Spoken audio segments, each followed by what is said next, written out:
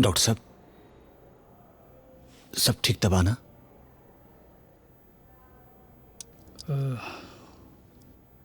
देखिए, आपकी बच्ची के दिल में छेद है। दिल में छेद? डॉक्टर साहब, ये कैसे हो गया? देखिए, घबराइए नहीं। इसे मेडिकल की भाषा में जन्मजात हृदय दोष कहते हैं। जब दिल के विकास के दौरान दिल की दीवारें पूरी तरह से बंद नहीं होती हैं, जिससे खून के प्रवाह में समस्या आती है, तो ये सब प्रॉब्लम आती है। लेकिन आप लोग घबराइए मत, दवाइयाँ चलेंगी और ठीक हो जाएगा। लेकिन दवाइयाँ थोड़ी सी महंगी पड़ेंगी और पैसे भी लगेंगे। डॉक्टर साहब, हमारे बच्चे के जान बचा ले, ओकरा ठीक कर दे। पैसा की चिंता मत करें। ठीक है, मैं कुछ दवाइयाँ लिख देता हूँ। समय समय पे बच्ची को दवा देते रहिएगा और हर हफ्ते आके उसको चेकअप कराना पड़ेगा। अगर दवा से आराम नहीं हुआ तो ऑपरेशन करना पड़ेगा।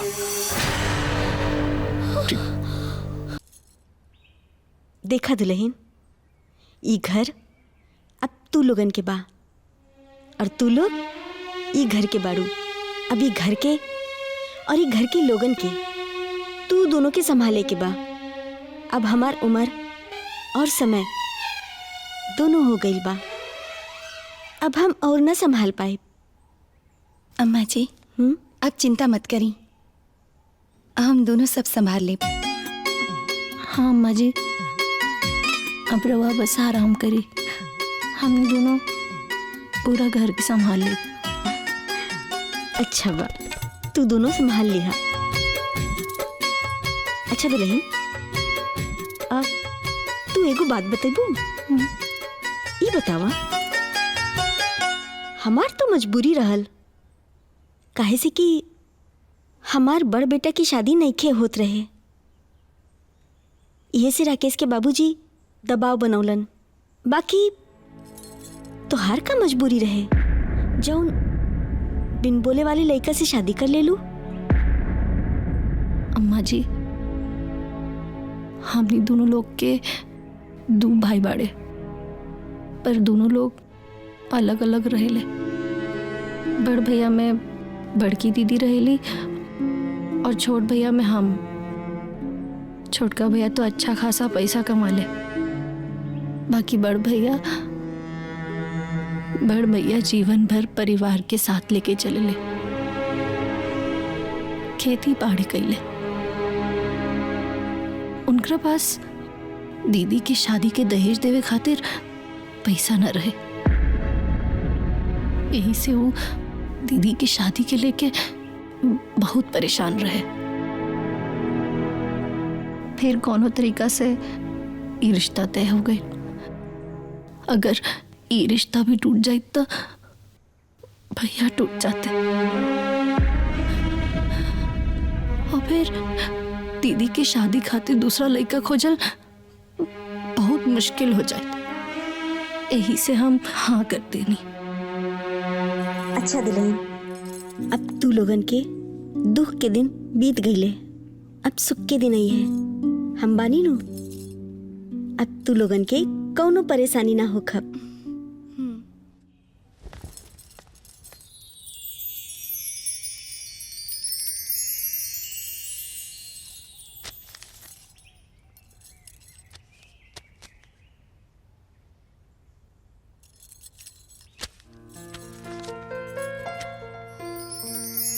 डियर बबीता, मुझे तो विश्वास ही नहीं हो रहा है कि मेरी शादी हो गई है, क्योंकि मेरी शादी करने के लिए कोई तैयार ही नहीं हो रहा था।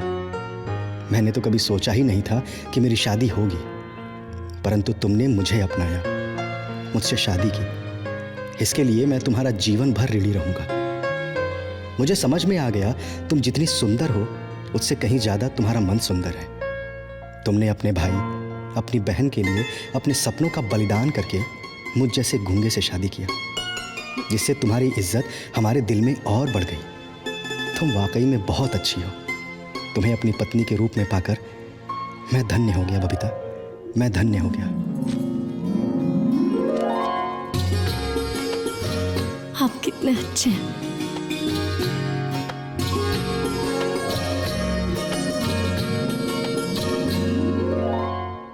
बाबूजी, बाबूजी, अरे का हो गलो खुश भाऊजी, सविता, अरे भाई क्या मुंह मीठा करो। अरे क्या बात है भाई, कौन है खुशी का मिठाई हो? बाबूजी पहले मुंह मीठा करी, अब सब पता चल जाई। अरे का बात भइल बा? तोहार प्रमोशन भइल बा का? अरे नहीं माई, तू मीठा खा, अब सब बताई। भाऊजी हैला तू खा, अरे पूरा खा ला। सविता हैला तू खा ना। अच्छा भाई, अब तो सब लोग मिठाई खा लेलन, अब तो बता दे क्या खुशी का बात हो? बाबूजी ये खुशी के बाद भैया क्या? बताइए। हाँ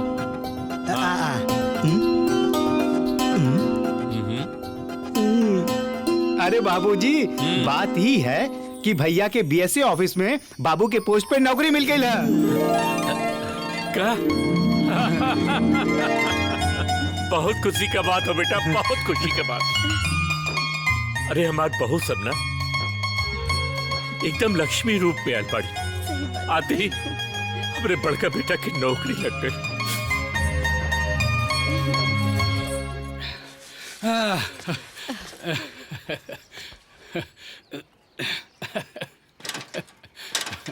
का बात बाजी, रउआ बड़ा खुश लागत नहीं?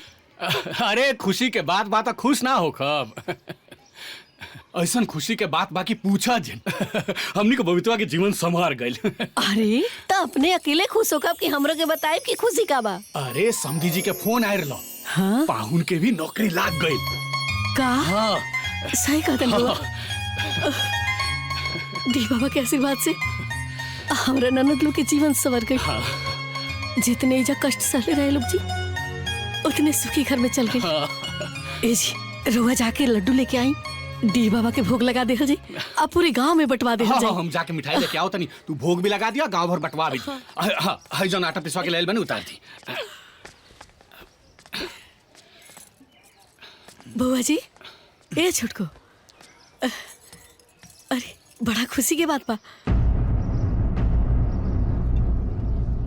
पता बा हुआ सबके छोटका पाहुन के ना नौकरी लागिल बा।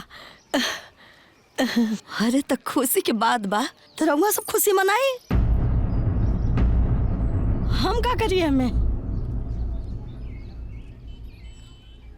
एक तो हमार प्राण पहले ही से तरह में पड़ल बा, लौकत नहीं के। अपने बिटिया का अस्पताल लेके जाता नहीं, डॉक्टर के दिखावे, एमे हमरा के खुशी बुझाता। चल बेटी, बैठा। चल बिटिया चली जी। आजा बेटा।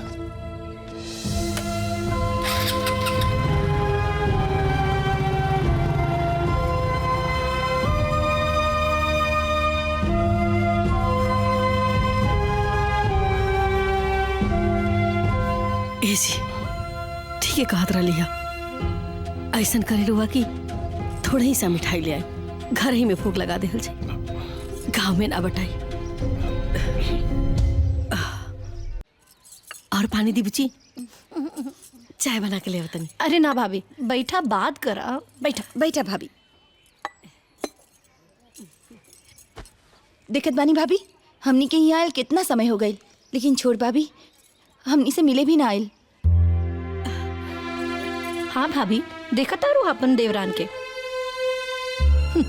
हमनी के बिया भइल कितना दिन हो गए और एक दिन भी झूठ मूठ फोन करके हाल चाल ना लेली कि बबुनी कैसन बाड़ू, सुख बा की दुख बा, जियत बाड़ू की मरत, ऐसन तो बाड़ी। और इहो ना छुटको भैया भी कभी झाके ना आइलन कि उनकर बहन कैसन बाटी, ठीक बा कि ना बा। अरे जाए दीना बुची, अब केहू के आइला गईला और ना पूछला से रुआ सबके सुख दुख थोड़े बढ़ घट जाई। जाए दी। हाँ तो ठीक बा, हमनियो ना जाइल जाए का दीदी? हाँ ठीक कहत बाड़ू बबीता। और भाऊजी तोहरा के एक बात बताई, हम लोग उनका खातिर अलग से मिठाई लेके आई नहीं, और वो अभी तक मिले भी ना आई नहीं। अब ढोल इला, ये मिठाई अपनी चाची के दे दा। ठीक बा। ए बुची, अरे जाए दी ना बुची, ऐसे मत करी जा। अब केहू केहू के स्वभाव थोड़े बदल सकता। रउआ सब जानता नहीं कि उनकर स्वभाव पहले ही से ऐसा है। आ वैसे भी रउआ सब ना जाइब तो उनका बड़ा बुरा लगे बुची। आजकल ना बहुत परेशान रहता रही। सालू के तबीयत ठीक नहीं के रहत, वो परेशान बड़ी, यही से रउआ सबसे मिले ना आयल हुई है। ऐसा करी जाना, रउए सब जाके उनका से मिलाई, आ सालू के भी देख ले। हाँ ठीक बा भाभी, रवा इतना बोल रहल बानी तो हमनी लोग चल जाए। चला दीदी चल।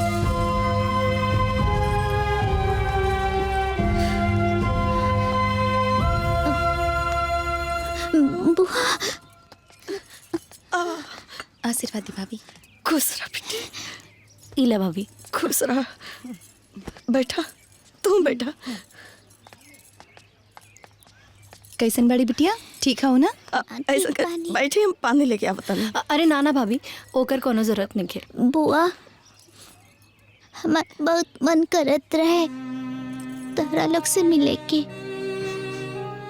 हम पापा के बहुत बार कहनी कि बुआ के पास ले चला, बाकी पापा ना मन ले। कोनो बात नहीं है, हमनी बुआ लोग आ गई नहीं ना तोहरा पास। हाँ अब खुश? भाऊजी, सालू की तबीयत में कुछ आराम बा कि ना? बहुत बढ़िया से आराम हो गए बहन का के,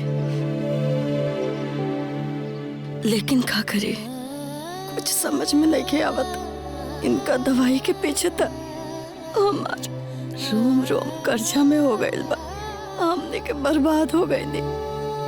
बाकी जौन कपारे पे पड़ल बताओ तो चलाई कनु पड़ी। ऐसा करा, बैठा, हम चाय लेके आवता नहीं। ना ना भाऊजी, बस रह दी, अब बस चलल जाई। हाँ भाभी, बाकी दूसरे लोग से भी मिल के आयल जाए।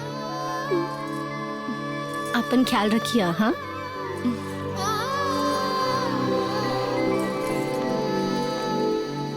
चल दीदी।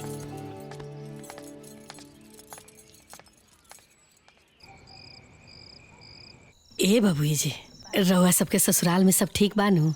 सास माने ली जाने लीनू?